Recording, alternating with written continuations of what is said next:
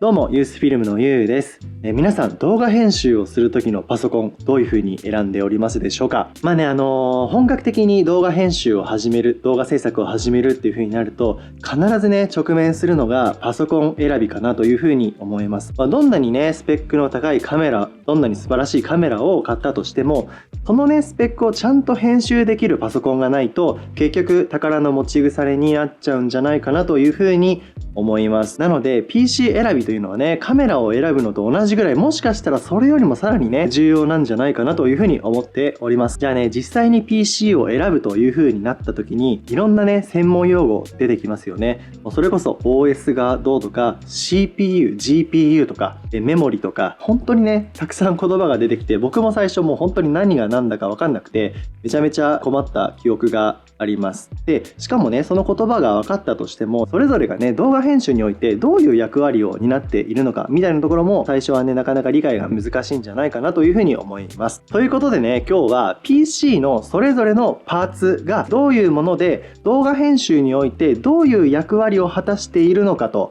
いうところをなるべく分かりやすく解説していきたいというふうに思っています。おそらくねこれを見てくれた後はもうパソコン買うのがもう本当に楽になるんじゃないかなと、なんならね楽しくなるまであるんじゃないかなというふうに思っているので、ぜひね、参考にしてもらえるととても嬉しいです。で1個僕が使っている動画編集ソフトがダヴィンチリゾルブなので、基本的にはダヴィンチを使うのであればという前提でねご説明させていただくので、その点だけご了承ください。で概要欄にはねこれから説明することを踏まえて僕がおすすめする予算別のパソコンご紹介、いたしますので、ぜひねそこも見てもらえるといいんじゃないかなと思います。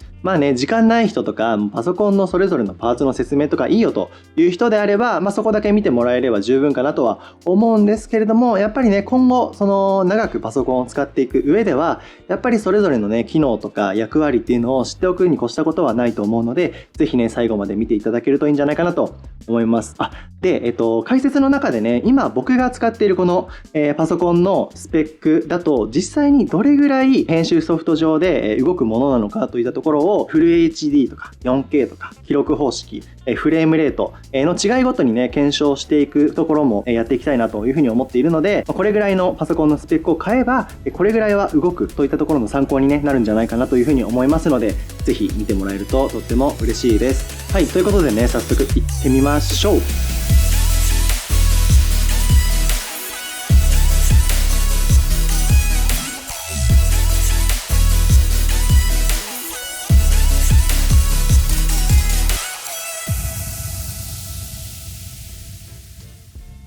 はい、ということでね改めて今日はパソコンのスペックの話をしていきたいなというふうに思うんですけれども、まず、最初にね僕が使っているパソコンのスペックをちょっと出していきたいなというふうに思います。はい、こちらですね。使っているまずブランドが MSI、OS は Windows 11のホームですね。で使っている CPU がインテルの Core i7 の 10750H2.6GHz でメモリが 16GB、64GB まで拡張可能といったところになっています。でGPU が NVIDIA の GeForce RTX 2070の VRAM8GB のものですね。で SSD が 512GB、HDD が 1TB というものを使っています。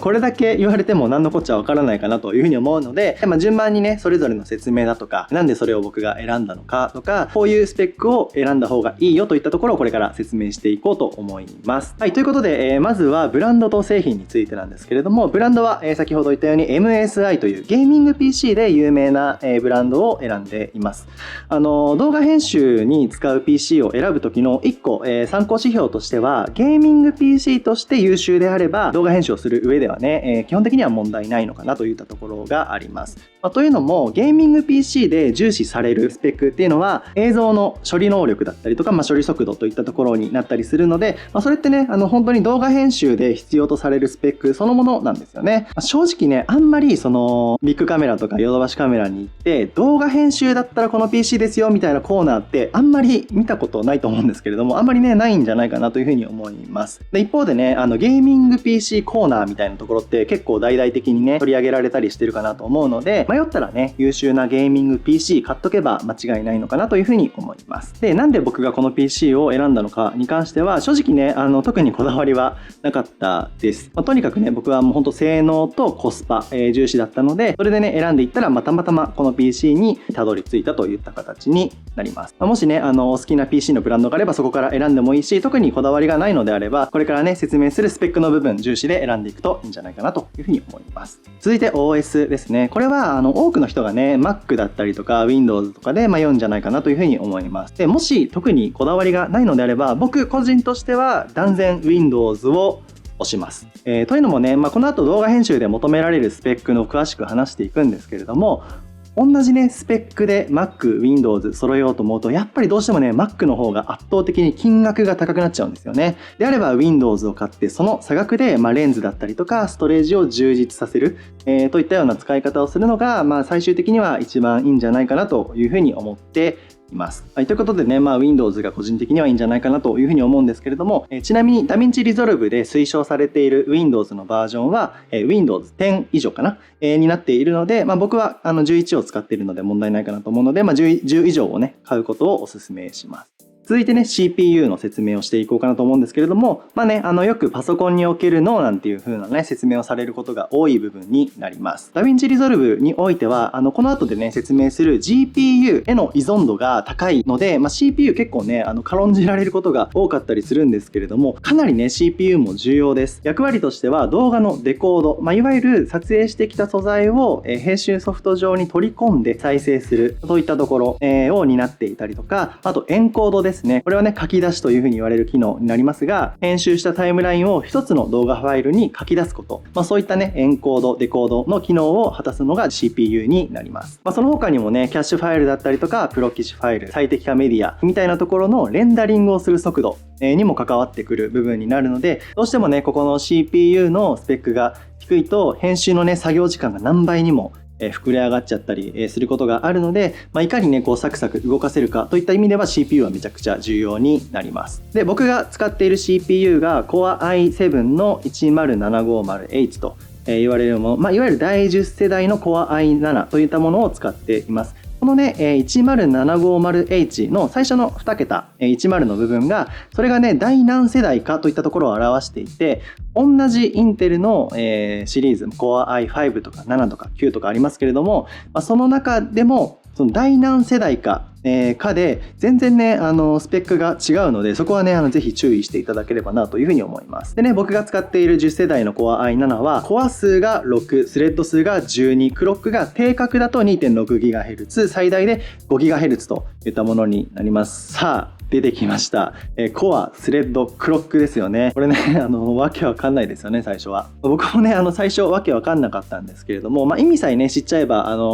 結構簡単なので、ちょっとこれから説明していこうと思います。わかりやすくね、例え話なんかもちょっと混ぜながら説明していこうかなと思うんですけれども、まずね、コアになりますが、最初に CPU は、パソコンの脳みそというふうに説明したかなというふうに思うんですけれども、このコアというのがその脳みその脳細胞の数というふうに思ってもらえるといいんじゃないかなというふうに思います。当然ね、脳細胞なのでこの数が多ければ多いほど、コアが多ければ多いほど、いろんなねタスクが同時並行で処理することができるようになるので、スピードが上がりますよといったものですね。でここでねちょっと例え話をしてみたいなと思うんですけれども、ハンバーガー屋さん、ファストフードのねハンバーガー屋さんで例えると分かりやすいんじゃないかなというふうに思っていて、ハンバーガー屋さんで例えるとこのコアが店員さんの数になるかなというふうに思います。どうしてもね店員さんが1人、コアがね1個の状態だと、注文を聞いてハンバーガー作ってポテトを揚げてドリンクを入れて提供するみたいなところまでを全部ね1人でワンオペで、コア1個でねやんなきゃいけないっていう風になると、当然提供遅くなっちゃいますよね。つまり PC がめちゃくちゃ遅いという状態になります。で、このコアの数、店員さんの数が多ければ、例えばその注文を聞く人だったりとか、ハンバーガーを作る人、ポテトを揚げる人みたいに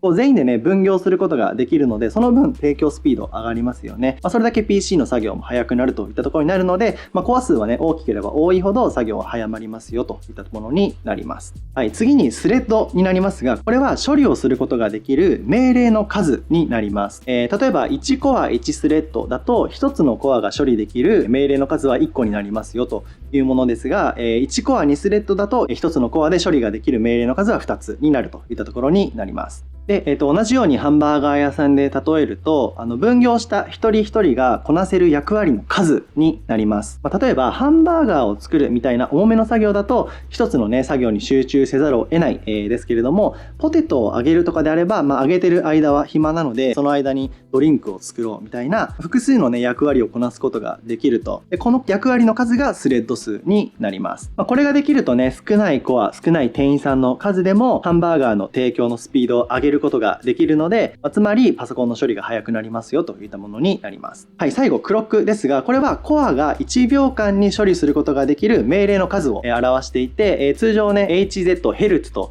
言われる単位で表します。でこれはねコアの性能というふうに考えると分かりやすいかなというふうに思います。で、このクロックには定格と最大というものがあるんですけれども、この定格というのが、常にねデフォルトで出るスピードのことを定格と言っていて、で最大というのが、頑張ればここまでスピードを出すことができますよといったものになります。これはもうハンバーガーで例えるまでもないと思うんですけれども、これ店員さん一人一人の作業スピードで考えると分かりやすいんじゃないかなと思います。このねスペックが高いと、同じコア数、同じスレッド数でも提供までのスピードが上がる、つまりパソコンの処理が速くなりますよといったものになります。はい。で、僕の PC のスペックの話に戻るんですけれども、僕の PC は6コア12スレッドで定格 2.6GHz 最大 5GHz といったものになります。で、一応ダヴィンチリゾルブの推奨されているスペックが 3GHz 以上というふうに言われているので、僕の PC が最大 5GHz まで出るので、一応スピードとしてはなんとか合格ラインは超えているといったものに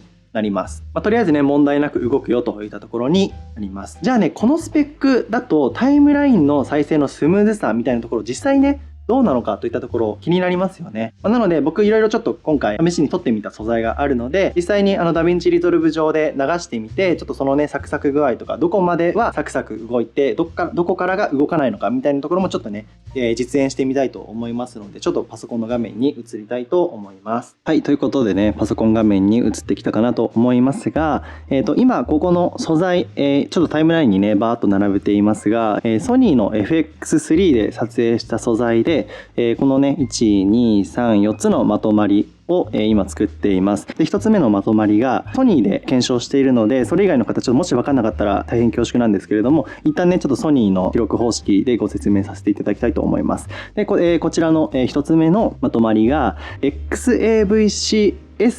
フル HD の 42210 ビットで、123つあるんですけれども、24p、60p、120p の素材になります。で2つ目のまとまりが XAVC-S、 これも S ですね。ここ同じ2つ S なんですけれども、こちらはフル HD だったんですけど、こちらは 4K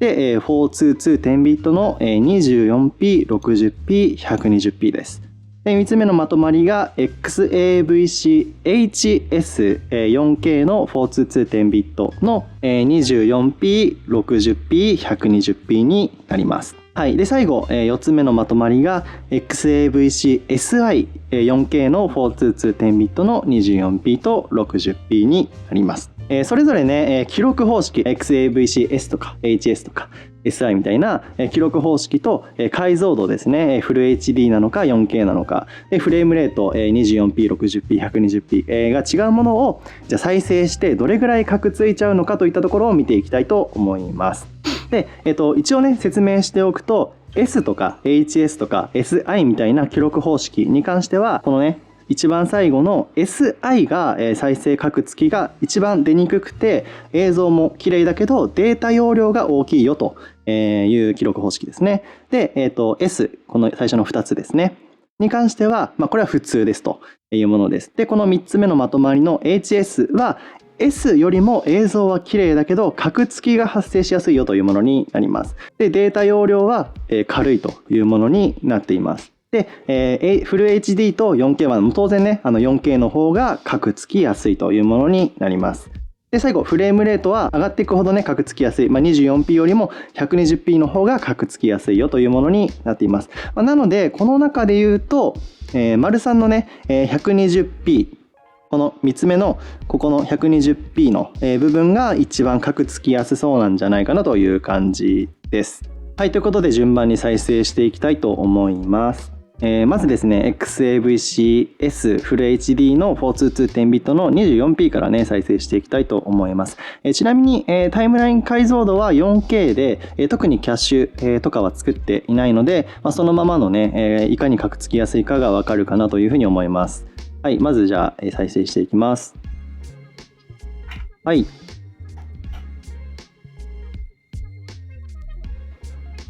まずね、XAVC-S ということであまり重くないし、かつフル HD でね、24p なので、全然カクつきはないかなと思います。はい、続いて、60p ですね。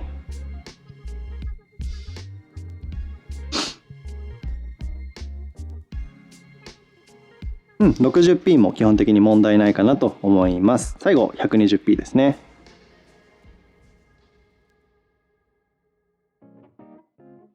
はい、120p もね、基本的に問題なく動いているかなと思います。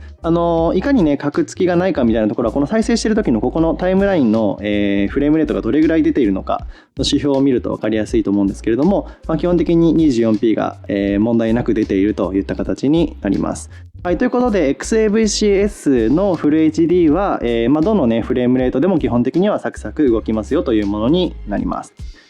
はい、続いて XAVC-S を 4K にした場合の、24p、60p、120p それぞれを見ていきたいと思います。はい、まず 24p 見ていきたいと思います。はい。24p はね、基本的に問題なく動いているかなと思います。はい、続いて 60p を再生したいと思います。60p もね、問題なく動いているかなと思います。全然ね、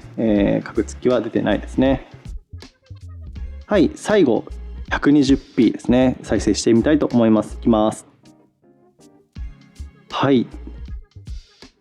これね、もう動いてないですね。かなりカクカク動いちゃってますね。なので、ここのね、数字も今見ていただければわかるかなと思うんですけれども、24p 分出てないですね。なので、XAVC-S、でも 4K にすると 120p はちょっと動かないかなという感じですが、60p までは動きますよという感じです。はい、続いて、カクつきが発生しやすいと言われるHS を見ていきたいと思うんですけれども、まず 24p いってみたいと思います。いきます。はい。ちょっとね、出だしがつまずきましたが、24p であれば基本的に問題なく動いてるかなと思います。はい。続いて、60p ですね。はい。60p になってくると、ここね、24出てるけど、カクついちゃってますね。動きがぎこちないかなと思います。かなりね、動きぎこちないですね。ということで XAVC-S、XAVC の HS4K になると 60p からちょっときついかなと。ということで 120p なんていうのはね、もうほぼ動かないんじゃないかな。そうですね、こっちの数字もダメだし、こっちもほぼ動いてないですね。厳しい。これは下手したら落ちるぐらいの動いてなさですね。はい、ということで最後、XAVC-SI4K を見ていきたいと思います。まず 24p です。SI に関してはカクつきが出にくいというふうに言われているので、出ないと思いますが見ていきたいと思います。4K24p でも基本的に問題なく動いてますね、SI であれば。続いて 60p ですね。先ほどは XAVC-HS のね 60p から動かなかったですが、SI であればどうなのか見ていきたいと思います。はい、ご覧の通りね、XAVC-SI であれば 24p 問題なくサクサク動かすことができそうですね。素晴らしいですね。はい、ということで見ていただきましたが、フル HD で 120p までほぼ問題なく動くということで、多くの人にとっては基本的には問題ないスペックなんじゃないかなというふうに思いますので、最低限6コア12スレッド、定格 2.6GHz、最大 5GHz というスペックさえあれば、問題ないんじゃないかなと思います。とはいえね、やっぱりどんな動画素材もサクサク再生できて、レンダリングも早くできますといったことに越したことはないかなというふうに思うので、あとはね本当に予算と相談しつつよりハイスペックな CPU を購入、検討するといったところがいいんじゃないかなと思います。ちなみにこの再生のねスムーズさ、ちょっと今回CPU の話の中でしているので、CPU だけに依存するのかと言われるとそうでもなくて、これから説明する、GPU とか、あとは記憶デバイスですね、 SSD とか HDD とかいったところのストレージにも、起因してくるので、正直ね一概に CPU だけに依存するのかと言われるとそうでもないんですが、とはいえね CPU が寄与するところが一番大きいのかなというふうに思っておりますので、もしね動画をサクサク動かしながら編集したい、タイムラインのサクサク具合大事なんだといった方は CPU のスペックといったところを重視するのがいいんじゃないかなというふうに思います。はい、続いてメモリですね。よくね机の大きさとか調理場の広さみたいなので例えられますが、作業スペースの広さみたいなものでイメージするといいかなと思います。同時にねいろんなアプリを開いたりする時の許容量になります。ちなみにRAM とも言ったりするのでご注意いただければなと思います。一般的にメモリというふうに言った時はこのね RAM の方を指すので、ご注意いただければいいかなと思います。でダヴィンチリゾルブだと、当然ねその同時にいろいろなアプリを立ち上げる時のスペックとしてもメモリ重要なんですけれども、フュージョン系の処理をする時もこの RAM、メモリがね非常に重要になってきます。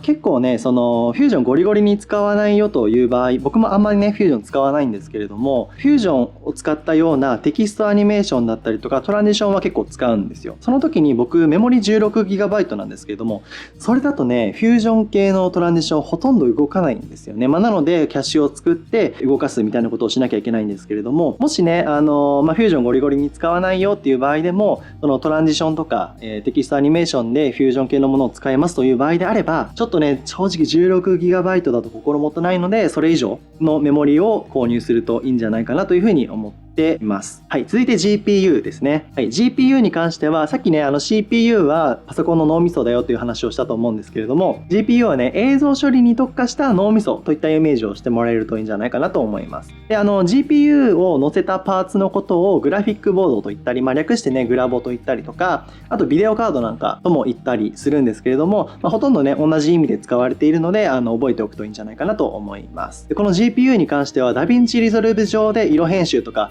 カラーグレーディングする方に関してはほぼ必須なものになっていて、ほぼね全てのエフェクトがこの GPU に依存しているものになるので必要不可欠なパーツになっています。で、この GPU ね、いろんな種類があるんですけれども、メーカー自体はね NVIDIA さんのほぼ一強と言ってもいいんじゃないかなと思うんですけれども、 NVIDIA さんが出している GPU のねシリーズがたくさんあるんですよね。例えばね GForce の RTX というシリーズの中でも2000番台、3000番台、4000番台みたいな形でたくさんありますし、そのねそれぞれの番台の中でも末尾にね TI ってついてるものがあったりとか、スーパーとか MX とかね本当にいろいろあるんですけれども、こと動画編集において大事なのはVRAM というふうに言われているさっきのメモリのところで説明したRAM の動画版というふうに思ってもらえればいいんですけれども、このね VRAM の大きさが非常に重要になってきます。で、僕がね今使っているのが NVIDIA の RTX2070 というものを使っていて、これの VRAM が 8GB になっています。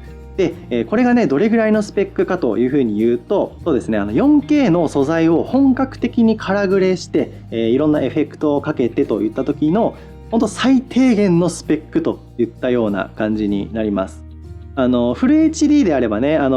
この VRAM が 4GB あれば、十分らしいんですけれども、 4K になると本当最低限 8GB は必須になります。なのでね基本的に僕が今使っている感じでは8GB あれば十分ということではあるんですけれども、例えばねノイズリダクションとかマジックマスクとか振動マップみたいなGPU 負荷の高いエフェクトを重ねてねかけていたりすると、結構な確率でですねエラーが出てしまって、再生できないとか書き出し途中で止まっちゃいますみたいなことが結構本当最近特になんですけれども多くなったりするので、ちょっとね8GB で十分と言われていたものの正直限界を感じているという状況です。なのでねもし今から PC を買うよという人で、今後ね本格的に 4K だったりもなんならもう 8K だったりとか、編集をしたいという方であれば VRAM に関しては 8GB より上もうほんと16ギガとかそれ以上のものを買っていくといいんじゃないかなというふうに思います。ちなみに僕ちょっとこれから PC 買い替えようかなと思ってるんですけれども、24ギガのねものを買おうかなというふうに思っています。はい、ということでいかがでしたでしょうか。結構ねここまで丁寧に動画編集の PC スペックをね実演交えて説明している動画なかなかねないんじゃないかなというふうに思いますので、ぜひ高評価ボタンを押していただいて、いつでも見返せるようにねしてもらえるといいんじゃないかなと思います。冒頭ねお伝えしたように概要欄に僕がおすすめする PC 値段別でね紹介しておくので、こちらもぜひご覧いただけるといいんじゃないかなと思います。それでは次の動画でお会いしましょう。バイバイ。